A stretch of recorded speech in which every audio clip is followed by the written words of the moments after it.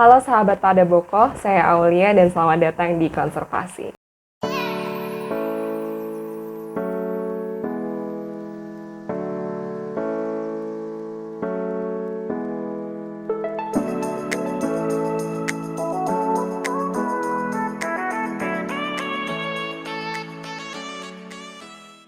Nah, pada series konservasi kali ini kita akan mengulas hal-hal yang berkaitan dengan penjagaan dari objek-objek wisata, khususnya objek-objek wisata yang ada di Desa Bokoharjo. Sehingga kali ini dan pada segmen-segmen ke depan kita akan mengulas hal-hal seperti struktur bangun dari candi-candi dan tebing yang ada di Desa Bokoharjo, kemudian resiko-resiko yang beriringan dengan keutuhan objek wisata tersebut, dan yang terakhir upaya-upaya yang dapat kita lakukan untuk kemudian menangani resiko-resiko tersebut. Nah, untuk kali ini kita akan membahas terkait struktur bangun, candi-candi, dan tebing yang ada di Desa Bokoharjo. Di Desa Bokoharjo sendiri terdapat 3 candi dengan corak yang berbeda-beda.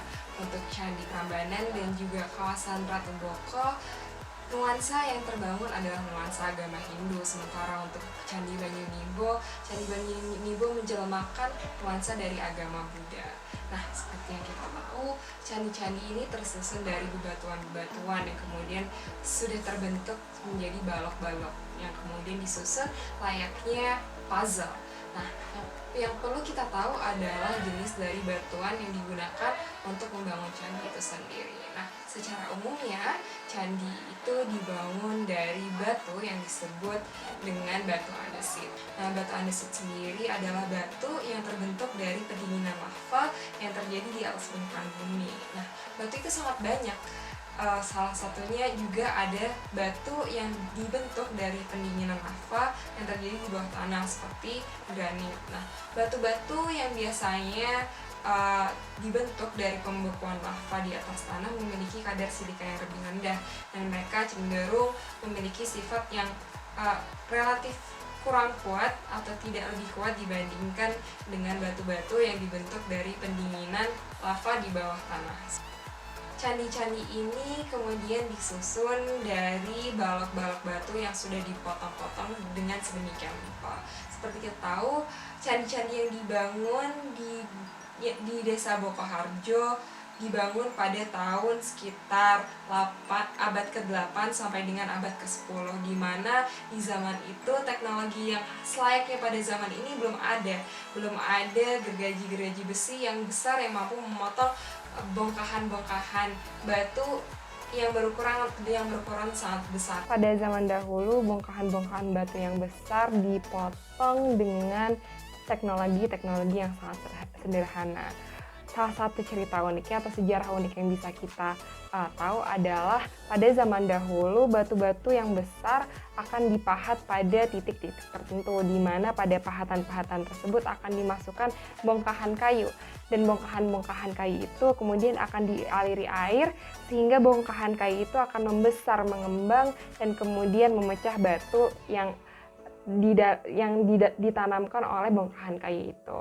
Nah, cara yang lain adalah menggunakan pahat dalam satu garis yang sejajar, di mana dalam satu garis yang sangat panjang, pahatan-pahatan kemudian ditanamkan pada batu tersebut, dan kemudian batu tersebut dapat terpecah belah menjadi 2. Nah, oleh karena itu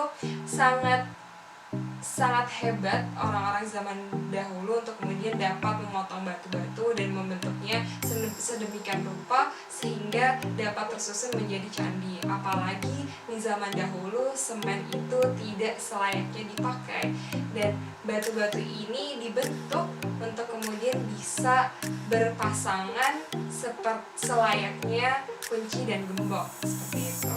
Nah, makanya tidak ada lem di situ, tidak ada semacam semen dan sebagainya.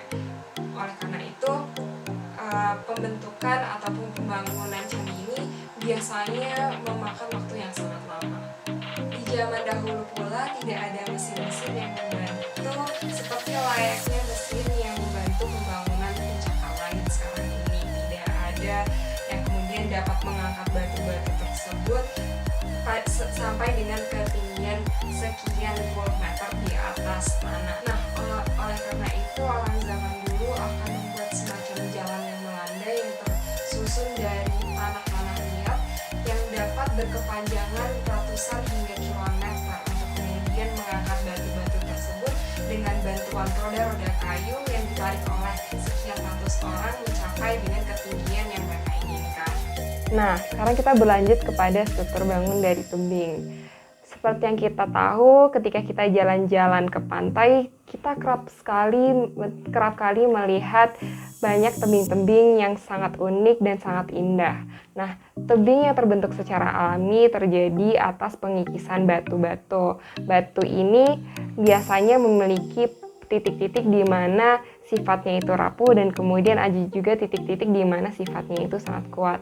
Nah, dengan kontak dengan air, kemudian dengan angin dan segala bentuk macam tekanan ataupun cuaca, titik-titik di mana batuan-batuan ini memiliki kelemahan akan mengalami pengikisan dan tertinggallah kemudian batu-batu yang sifatnya kuat dan membentuk tebing-tebing yang ada biasanya di pinggiran-pinggiran pantai. Akan tetapi tebing juga dapat dibentuk tidak secara alami, yakni tebing juga dapat dibentuk dari sisa peninggalan aktivitas manusia seperti penambangan. Nah, ada satu tebing yang kemudian sangat terkenal di Yogyakarta, yaitu tebing Breksi, dan itu tidak jauh dari tebing Banyunibo. Nah, tebing Breksi sendiri itu terbentuk dari peninggalan ataupun penambangan batu kapur, sehingga yang seperti kita tahu batu kapur berwarna putih, sehingga tebing yang tertinggal adalah tebing yang berwarna putih. Nah, di desa Bokoharjo sendiri juga memiliki tebing yang disebut tebing Banyunibo. Nah, tebing Banyunibo ini dihasilkan dari sisa penimbangan batu yang kemudian batu itu kerap kita sebut dengan batu alam yang biasanya digunakan untuk dekorasi rumah, dekorasi dinding bangunan-bangunan yang indah dan segala macamnya. Nah, untuk tebing Banyunibo itu sendiri, batu yang kemudian yang menyusun tebing itu adalah batu ekstrusif atau yang tadi kita sebut adalah batu yang dibentuk dari pendinginan lava di atas permukaan tanah. Khususnya kalau tadi yang sebelumnya yang di candi, batu yang umum digunakan adalah batu andesit. Batu yang ada pada tebing Banyunibo disebut dengan batu basalt. Nah, dari tebing sendiri dan juga candi tentunya mereka punya kelemahan. Layaknya batu granit yang sangat kuat mampu dipotong dengan teknologi yang sederhana, ataupun tebing yang kemudian terbentuk dari kikisan-kikisan air.